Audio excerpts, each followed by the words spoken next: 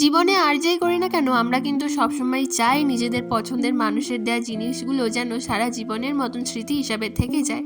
আর সেটাকে আমরা অবশ্যই কিন্তু নিজেদের কাছে অনেকটা যত্ন সহকারে রেখে দিই, আর সেই জিনিসগুলো কিন্তু আমরা বেশিরভাগ মানুষই যত্ন সহকারে আমাদের বইয়ের পাতায়, ডায়েরির পেজে, আরো নানান জায়গায় রেখে দিয়েছি।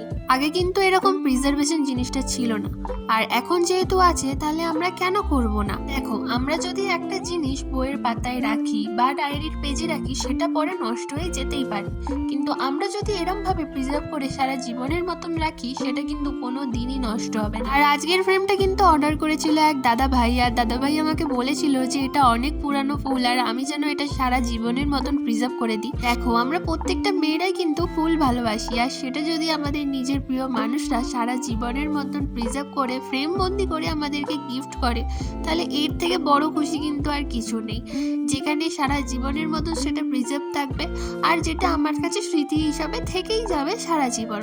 তো তোমরাও যদি এরকম প্রিজার্ভেশন করতে চাও আমার সাথে যোগাযোগ করতে পারো।